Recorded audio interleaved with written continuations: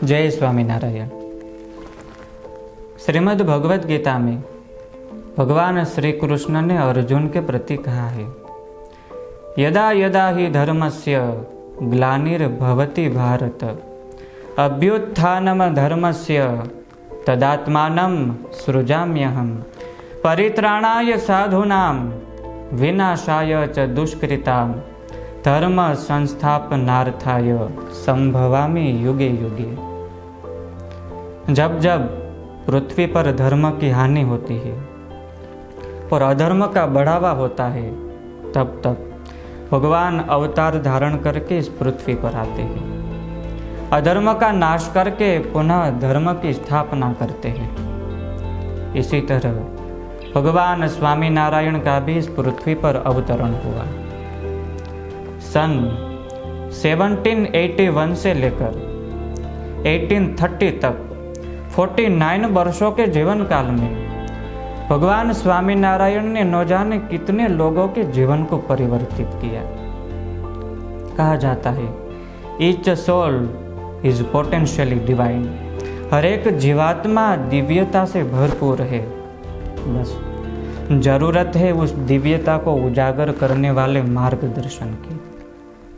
भगवान स्वामीनारायण ने अपने हाथ में कोई लोहे का शस्त्र नहीं उठाया था, मगर सत्संग और भक्ति रूपी शस्त्र से इंसान के अंदर पड़ा आसुरी तत्व उसी का नाश कर दिया और समाज में एक दिव्यता का प्रकाश फैलाया। आइए सुनते हैं खूंखार डाकू जोबन पगी के जीवन के कुछ प्रसंग। जोबन वड़ताल गांव का रहने वाला था। पगी परिवार में जोबन का जन्म हुआ था, इसलिए लोग जोबन को जोबन पगी कहकर बुलाते थे। जोबन एक विकराल डकैती नहीं, भयंकर हत्यारा भी था। जोबन के लिए लोगों को काटना ये बैंगन काटने से तनिक भी अधिक नहीं था। बच्चे से लेकर बुढ़े तक हरेक के मन में जोबन के नाम का भय बैठ चुका था। जब बच्चा रोता था और माँ के लाख समझाने पर भी बच्चा शांत नहीं होता था, तब माँ कहती थी, बेटा जोबन आया। जोबन का नाम सुनते ही बच्चा रोना बंद कर देता था। जोबन की बहादुरी कलकत्ता तक जानी पहचानी थी। जोबन सिर्फ घर नहीं, जिस गांव को अपना निशाना बनाता था वो पूरा का पूरा गांव ही लूट लेता था। यहाँ तक कि बड़ौदा गायकवाड़ सरकार की तिजोरी को भी जोबन ने नहीं छोड़ा। जोबन के लिए काटना और लूटना ये एक सामान्य खेल बन चुका था। एक बार बड़ौदा गायकवाड़ सरकार ने अमरेली राज्य के 500 गांवों का कर जमा किया। सारा पैसा तिजोरी में भरा और तिजोरी भरे हुए गाड़े बड़ौदा जाने के लिए रवाना किए। इस बात की खबर जोबन को मिली। जोबन का एक आदमी जिसका नाम था गेमा गराड़ी, एक गेमा गराड़ी अमरेली राज्य में ही रहता था और जोबन को समय समय पर खबर भेजता था। गेमा गराड़ी ने जोबन को खबर भेजी, जोबन बापू 8 लाख रुपयों से भरी हुई तिजोरी के गाड़े अमरेली राज्य से बड़ौदा जाने के लिए रवाना हो चुके हैं। एक एक गाड़े में 2-2 हजार रुपयों से भरी हुई 20 थैली है। तिजोरी की रक्षा के लिए 2 सिपाही हाथ में खुली तलवार पकड़े खड़े हैं। 2 घोड़ेसवार हाथ में बंदूक लिए गाड़े के दोनों तरफ चल रही है। 2 खेड़ूत गाड़ा चलाने के लिए है। 2 मशाचे हाथ में मशाल पकड़े हुए खड़े हैं। कुल मिलाकर एक गाड़े के साथ में 8 आदमी है। ऐसे 20 गाड़े हैं। इसके अतिरिक्त दूसरे 6-7 गाड़े और भी है, जिसमें खाने की सामग्री और सोने का सामान भरा है। जब गाड़े चलते हैं तब ये सामान भरे हुए गाड़े आगे जाकर रसोई की तैयारी करते हैं और रहने की व्यवस्था करते हैं और तिजोरी भरे हुए गाड़े पीछे चलते हैं मैंने अपने 20 आदमी को गाड़े के आगे पीछे रखा है, जो मुझे समय समय पर खबर भेजेंगे। जोबन बापू, अब आप बताइए कहाँ और कैसे थापा मारना है। जोबन पगी ने अपने सारे साथीदारों को बुलाया, बातचीत करके एक व्यूह रचना बनाई, सबको अलग अलग काम दे दिए। जंगल में रहने वाले भील लोगों को बुलाया, सबको अलग अलग जगह पर अपने अपने शस्त्र लेकर खड़ा कर दिया। धीरे धीरे गाड़े आगे आ रहे हैं। साबरमती पार करके गाड़े चरोतर में आ पहुंचे। अब तो जोबन का राज्य था, कहीं पर भी कुछ भी हो सकता। जैसे ही गाड़े जोबन ने बनाई हुई व्यूह रचना के अंदर आए, रात्रि का समय था। आजू बाजू पे कोई गांव नहीं था, कोई लोग नहीं थे, जंगल का रास्ता था। मशाल के उजाले में गाड़े चल रहे थे। बराबर मौका मिलते ही जोबन ने सारे सिपाहियों को मारकर तिजोरी लूट ली। तिजोरी में भरा हुआ धन ऊंट के ऊपर रखा। अपनी मदद के लिए आए हुए भील लोगों को उसकी तनख्वाह देकर भगा दिया। जोबन पगी ने सारा धन अलग अलग जगह पर छुपा दिया और अपने साथीदारों के साथ वेश बदलकर जोबन भी भाग गया।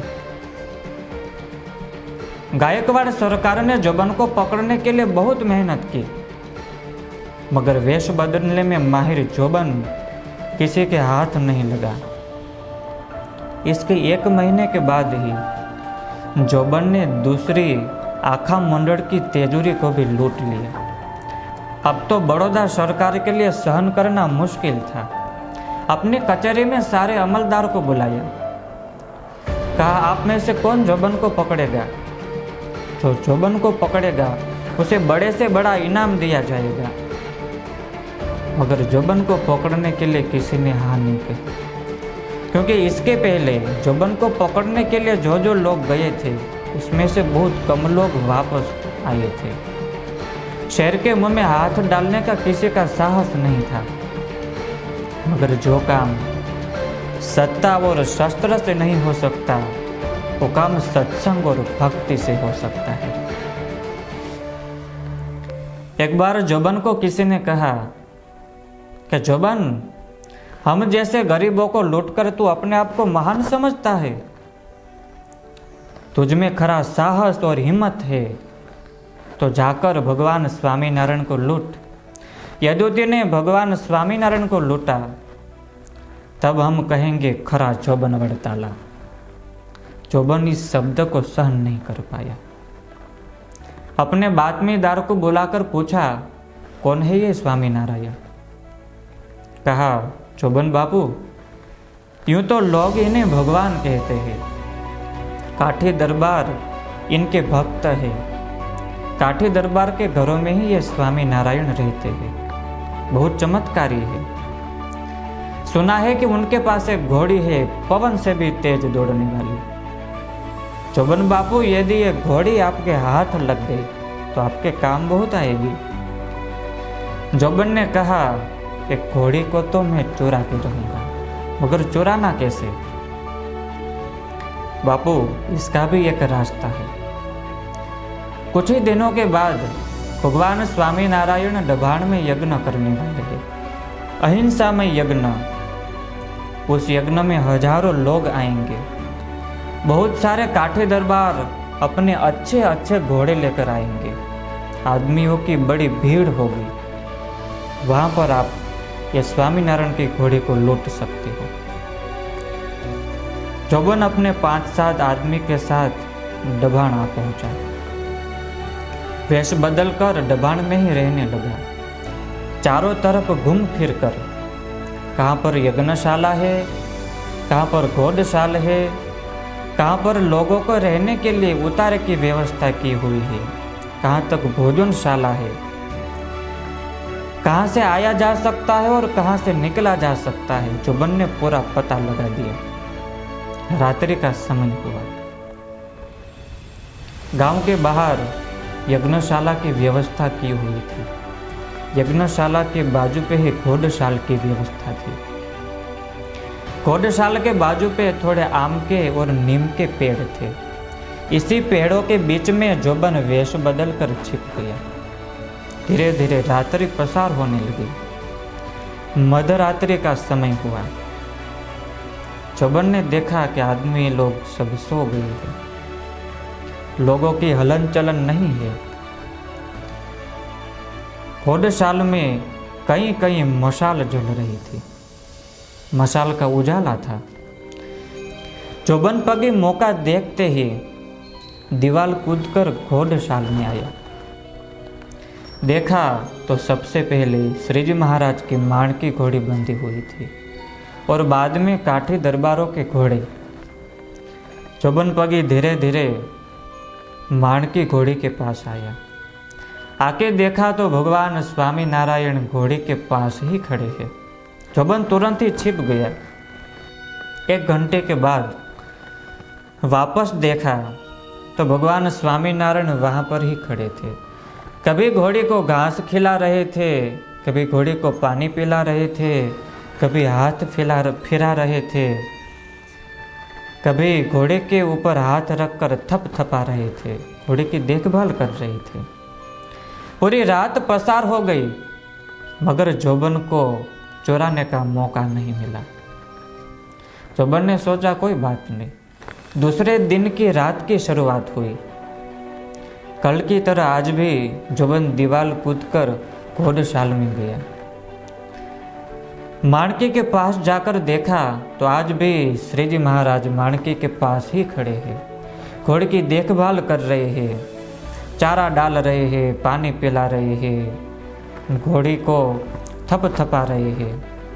जोबन पगे के मन में विचार आया कि दिन में तो भगवान स्वामी नारायण यज्ञशाला में सबके साथ बैठकर यज्ञ करते हैं और रात में घोड़े की देखभाल करते हैं, तो सोते कब है।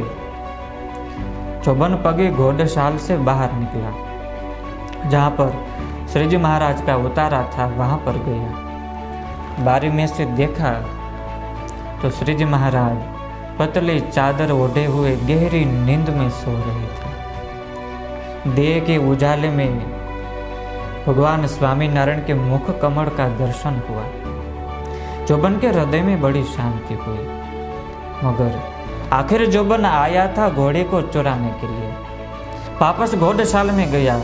आज भी जोबन को घोड़ी चुराने का मौका नहीं मिला। तीसरे दिन की रात शुरू हुई। जोबन ने सोचा आज तो कैसे भी मैं घोड़ी चुरा कर ही रहूंगा। यदि स्वामीनारायण की माण की नहीं चुरा पाया तो काठी दरबारों का कौन सा भी अच्छा घोड़ा चुरा कर भाग जाऊंगा, मगर खाली हाथ वापस नहीं लौटूंगा।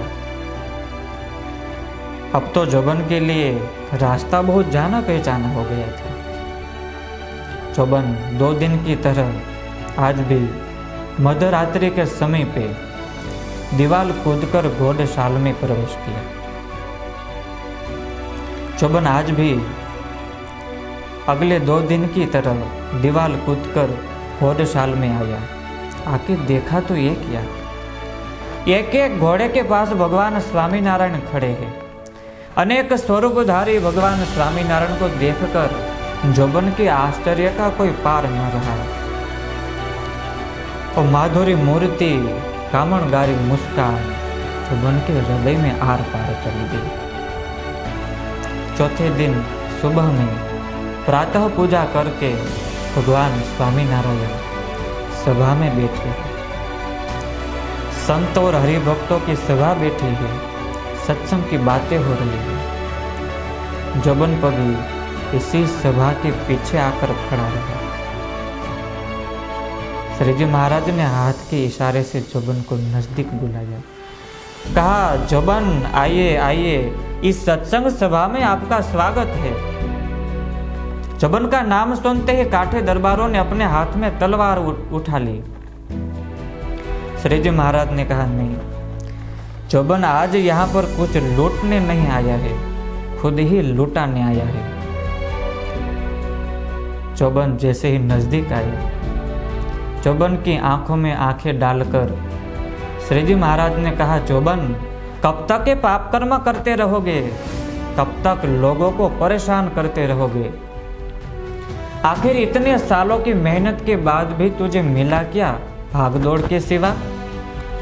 क्या अपनी सारी जिंदगी इसी भागदौड़ में ही निकाल दोगे? कुछ अपने आत्मा के कल्याण के लिए भी तो सोचो। कब तक इस जन्म मृत्यु के चक्कर काटते रहोगे? कब तक लख 84 में भटकते रहोगे? अब तो छोड़ो ये सब कुछ। जोबन पगी ने आज तक सिर्फ 2 ही चेहरे देखे थे। या तो कोई जोबन के सामने रोता था जिंदगी की भीख मांगने के लिए, या तो जोबन को धिक्कारता था उसके पाप कर्मों के लिए। मगर आज श्री जी महाराज की आंखों में ना ही डर है ना ही धिक्कार, केवल करुणा ही करुणा है। जोबन पगी का हृदय पिघल गया, आंख में आंसू आ गए। 2 हाथ जोड़ के भगवान को कहा कि प्रभु क्षमा कर दीजिए, प्रभु मैं क्षमा के लायक तो नहीं हूँ, मैंने कई लोगों की हत्या की है, कितने घर बर्बाद कर दिए हैं, मगर प्रभु आपकी शरण में आया हो, आपको जो उचित लगे वो कीजिए। श्री जी महाराज ने कहा, जोबन पश्चाताप से बड़ा कोई प्रायश्चित नहीं है, जो हो गया सो हो गया, मगर आज से पाप कर्म नहीं करने की प्रतिज्ञा ले। श्री जी महाराज ने अपने कर कमलों से जोबन के गले में कंठी पहनाई, हाथ में पानी देकर वर्तमान धराई, दारू मांस चोरी अवेरी पंच वर्तमान दी, और जोबन ने एक नई दुनिया में प्रवेश किया। सत्संग और भक्ति की दुनिया, प्रेम और उल्लास की दुनिया, सात्विक वेश धारण किया। जो हाथ में आज तक तलवार रहती थी, वही हाथ में भगवान स्वामीनारायण ने माला थमा दी। कपाल में तिलक टीका, गले में कंठी, मुख में भगवान स्वामीनारायण का दिव्य नाम, हाथ में माला, सात्विक वेश। आज तक जिनके नाम से लोग डरते थे, वही लोगों के लिए आज एक आदर्श बन गया। एक बार जोबन पगी कुछ काम के लिए पेटलाद आए। जोबन का नाम सुनते ही गांव के व्यापारी अपनी अपनी दुकान बंद कर घर में जाकर छिप गए। पेटलाद के मुखिया कस्या भाई के घर पे गए। जोबन पगी को आया देखकर कस्या भाई ने जोबन को बैठने के लिए आसन दिया। जोबन जिस काम से पेटलाद गए थे, उस काम के बारे में कस्या भाई के साथ थोड़ी देर बातचीत की। कस्या भाई यूं तो स्वामीनारायण के प्रति द्वेष रखते थे, मन में ईर्ष्या की आग थी। जोबन के कपाल में तिलक टीका देखकर कस्या भाई ने कहा, जोबन